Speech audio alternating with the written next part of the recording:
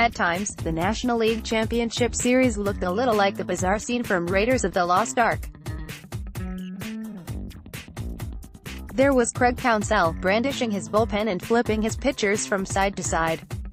And there was Dave Roberts, in Game 5 and again in Game 7, calling on the conventional Clayton, Kershaw and Kenley Jansen to blow the Brewers away. But as much as the NLCS seemed like a matchup between a perennial powerhouse and an outgunned opponent who couldn't compensate with creative techniques, the Indy analogy does a disservice to both sides.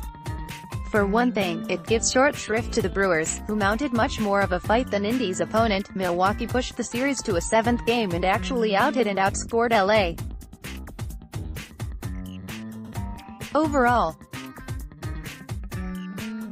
But it also undersells the Dodgers, who in addition to boasting the NL's second highest payroll and highest hitting and pitching WAR this season also benefited from fancy tactics of their own.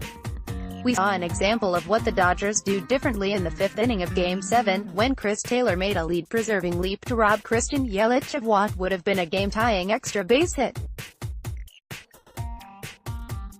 The 28-year-old Taylor started Game 7 at second base and moved to left midway through the third inning after soon-to-be second sacker Kike Hernandez pinch hit for starting left fielder Jock Peterson against lefty reliever Josh Hader. In the celebratory seconds after Game 7, FS1's Ken Rosenthal asked Taylor about the difficulty of switching positions mid-game.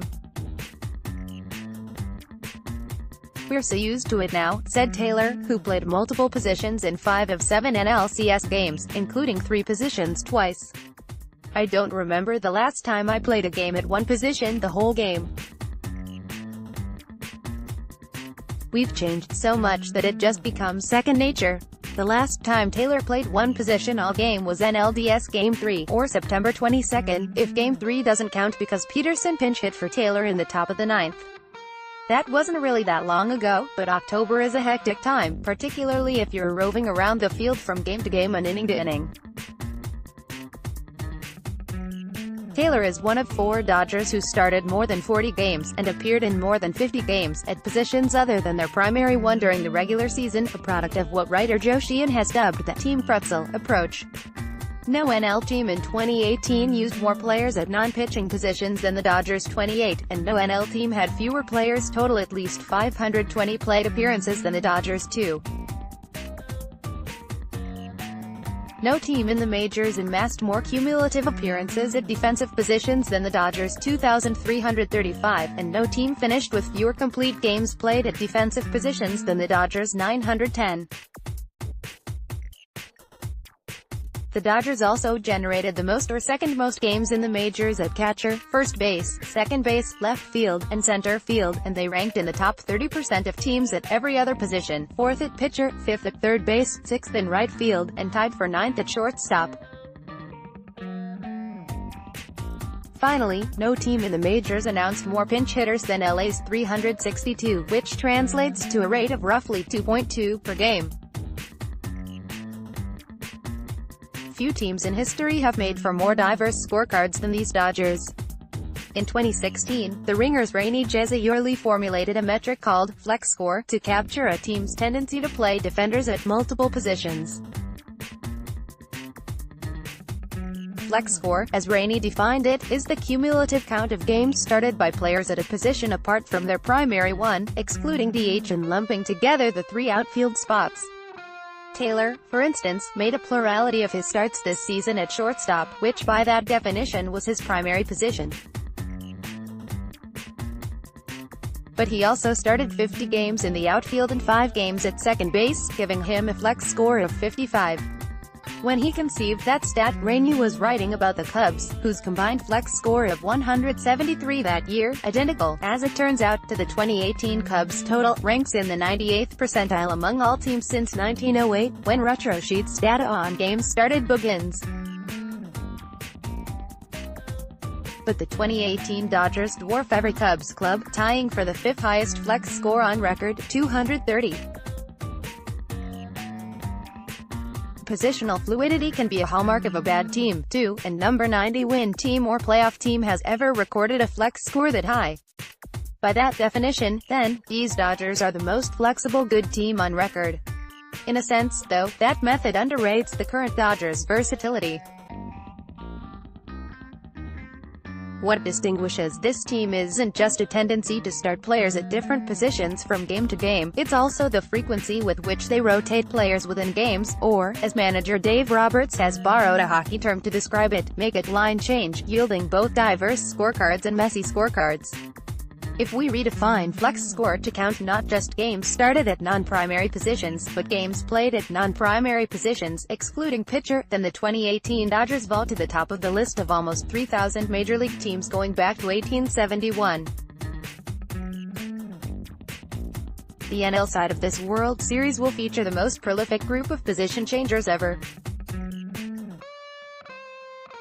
The complete list of teams and flex scores is here. The 2017, 2018, and 2016 Cubs rank 12th, 16th, and 23rd, respectively. Team GW Flex Score Most Flexible Fielders. Team GW Flex Score Most Flexible Fielders. 2018 Dodgers 163.92.354. Cody Bellinger 81, Kike Hernandez 80, Chris Taylor 75.1993. Tigers 162.85.336. Mickey Tettleton 111, Travis Fryman 69, Tony Phillips 52.1959. Yankees 154.79.335. Gil McDougald 77, Tony Kubek 71, Elston Howard 71.2016. Cardinals 162.86.331. Matt Carpenter 85, Jed Giorgio 76, Brandon Moss 64.1983. Athletics 162.74.33. Bill Allman 106, Wayne Gross 68, Tony Phillips 67.2012. Rays 162.90.327. Ben Zobrist 105, Sean Rodriguez 84, Jeff Keppinger 54.1971. Brewers 161.69.318. Tommy Harper 71, Roberto Pena 61, John Briggs 60.1966. Braves 162.85.297. Felipe Alou 83, Woody Woodward 73, Dennis Menk 46.1968. Twins 162.79.292. Cesar Tovar 130, Ron Clark 53, Frank Quilici 47.1996. Royals 161.75.287. Craig Paquette 77, Jose Offerman 75, Keith Lockhart 55. The Dodgers didn't entirely plan this, of course. Opening day shortstop Corey Seager played shortstop exclusively from 2016 to 2018, but after he suffered a season-ending injury in late April of this season, Taylor and Hernandez split time at short until Manny Machado arrived in July. Similarly, Justin Turner's absence until mid-May with a wrist fracture forced Logan Forsythe and Max Muncy to fill in for several weeks at the hot corner. And when a groin strain sent Turner back to the DL in late July, Machado saw some time at third, with Taylor and Hernandez adding to their tallies at shortstop. While those injuries helped LA finish first in flexibility, though, the Dodgers are designed to feature many moving parts. Last year's club tied for 34th in flex score on the all-time list. Muncy and Hernandez, the latter of whom spent time at every defensive position except catcher this season, were multi-position players before the Dodgers acquired them, although their bats have blossomed this season, which has made them even more useful as subs, when they aren't in the starting lineup.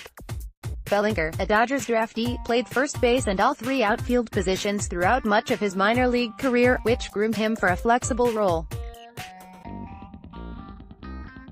Taylor had never played outfield in either the minors or the majors before the Dodgers stuck him in center and left last season, creating a super utility player where only a run-of-the-mill utility player previously existed. As Taylor suggested after Game 7, the Dodgers fielders' frequent rotations don't seem to come at any cost to their performance. In 2013, baseball prospectus writer Russell Carlton studied several seasons of defensive data and found no evidence that defense degrades after players switch positions mid-game. Of course, that doesn't mean that any player could change positions without suffering ill effects, it's just that the players whom teams do trust to do that constitute a selective group with a very particular set of skills, and although the samples are small, there's no indication that the Dodgers' defense, specifically, has suffered after switches this season. According to Sports Info Solutions, the range and positioning of the Dodgers' defense was worth 40 defensive runs saved on the season, which was distributed fairly evenly over the course of their games, plus 9 in the first 3 innings, plus 16 in the middle 3 innings, and plus 15 from innings 7 to 9. And accounting for the difficulty of the positions they played, the four most frequent position switchers Bellinger, Hernandez, Taylor, and Muncy, rated even better after switching positions in games, a weighted average of 0.84 defensive runs saved per 1,000 innings than they did as starters, a weighted average of 0.61 defensive runs saved per 1,000 innings. Dodgers' depth and versatility positions them perfectly for the Al brand baseball they're about to play in games 1 and 2, and 6 and 7, if necessary. While some NL teams have to stretch to find a desirable DH, the Dodgers have a surplus of capable candidates, including Matt Kemp against lefties and Muncy versus righties. And as the Red Sox summon new pitchers to pursue platoon advantages, the Dodgers can counter, up to a point, without leaving vacancies in the field.